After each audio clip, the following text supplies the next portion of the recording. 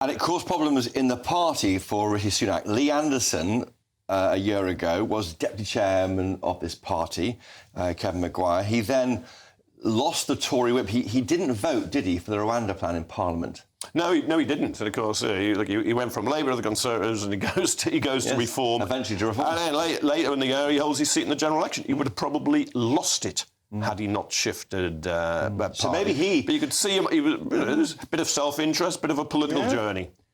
Despite, he's often patronised, I think, Lee Anderson for the way he speaks and the clumsy way maybe on social media, Quentin Letts, but maybe he saw where the music was going and moved with it, and maybe he actually is quite astute politically. Well, I think it was self-interest, and I don't think there's anything wrong with that. No, I think that's the way that our politics works, and that local MPs or an MP has to consider his or her prospects, and that's the whole point of having elections, in that the MP will consider that. But I think it was almost entirely to do with that. He's not the only self-interested MP. He's probably got 649 self-interested colleagues. And then, of course, Jeremy Hunt's budget came, didn't it? No, You're testing our memories here. Well, it does feel like a different era. It does, because he cut national insurance, didn't he, for employees by 2p? Because, of course, nowadays you have to think about national insurance in two ways. Employers, after the budget was reduced, and employees. But the employees lost 2p off their tax. Quite right too, but it was too late for Mr. Hunt. I mean, very calm figure, wasn't he? I mean, when he was giving that that budget, he looked up. You were there, weren't you? His children were just sitting next to me up in the gallery, and he was a very serene figure, which is perhaps another way of saying boring. But compared to what's happened since, we can look back on Hunt as a rather tranquil presence at the Treasury. If you recall, his first budget was a big tax-raising budget, because it was after Liz Truss, and the Boris Johnson national insurance November 22 was reversed. Corporation tax went up 6%. Other things, and the point you pay, the highest rate of tax came down to get more people. But he got zero political bounce and credit for that national insurance. He calmed it all down, didn't he? And then we will see later in the year, it was starting to go into people's pay packets, but it didn't wait long enough for people to feel the benefit before the general election was called. Yes. It was politics. We'll come on to the election timing. But it's how you can see, though, as you go through the year, you can see this car crash for the government. Nothing was working. And they're driving, and they're getting faster and faster into the car crash. And then, the idea then had been to abolish national insurance. Remember that idea? The double taxation on wages? I think idea would be putting it a bit... perhaps it was just an idea, but any idea that it was... Any thought it was a policy would be wrong. I think it was just a very... But it wasn't credible. It was a potential future flycast. Yeah, it wasn't credible, because, for instance, you use national insurance to accrue your pension. 35 years national insurance, your pension's not free, you've got to pay into it. And I think if you're going to give all that money back, which I quite like it back, but then what you're going to cut? Public services, or what else you're going to put up?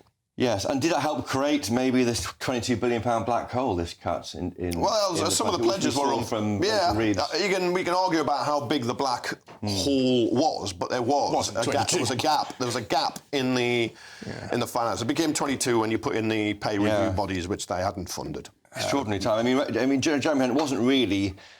he wasn't really seen as a Tory by a lot of right-wing Tories, was he? I mean, but he held onto his seat, didn't he, in the election? I mean, he's still there, still an MP. I think he was seen as a Conservative, actually. I think he was. I mean, he wasn't seen as a right-wing Conservative, no. But the Conservative Party is a broad church, and as it should be if it's going to have any chance of winning elections. And he wasn't particularly on the left either. He wasn't a complete raving maniac, and he became quite sceptical about the European Union. He's not a socialist, we can say that. No. But he did, to hold his seat, he spent more than £100,000 of his own money. It was quite extraordinary. Yeah, he showed a bit of character there, didn't he? I mean, that bit of... He survived.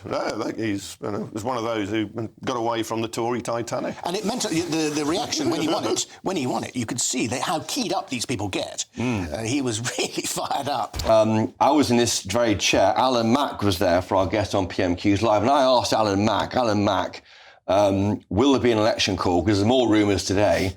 And he said, I think, no. So I thought, thank you, Alan Mack, for that information. So we went off and we obviously I went to meet Craig McKinley in his office after he came out of the chamber. And then I stopped getting text messages saying from the news op desk, get to Downing Street. Everyone else is going to Downing Street. I said, why are they going there? There's going to be an election. And I didn't believe it. Quentin. You're a sceptic. I'm a sceptic. I'm also probably... You're a journalist. I should know better than mine. I mean, either you two think there's going to be an election? I was at Frank Field's funeral and or memorial service. No, I can't remember what it was. There was no coffin there, but it was in Chelsea, wasn't it? It was a memorial service. And it was a wet old day. And there were quite a few Conservative MPs there who are no longer MPs, it has to be said.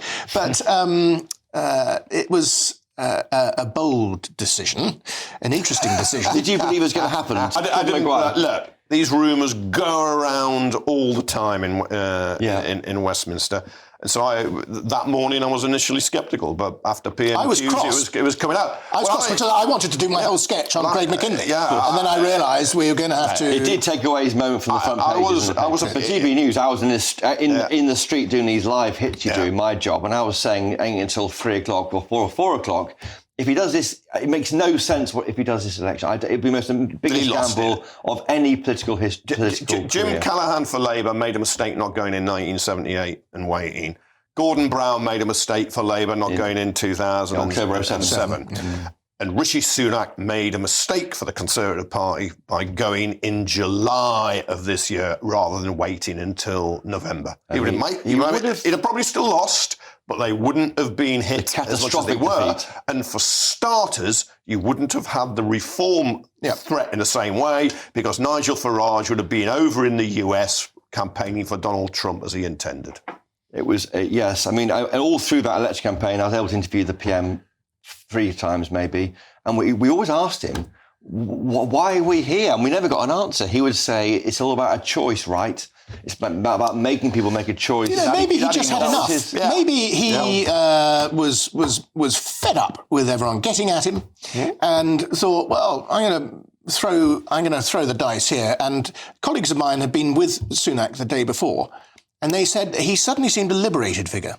Yeah. And perhaps that freeing himself of the shackles of all the advice. But the way he did it, I thought, was interesting. So he came out and said, I have told the king I'm having an election. Now, he did that, I think, because he didn't want the cabinet to walk out and resign en masse. Bounced them. So he had told the king previous. Yeah.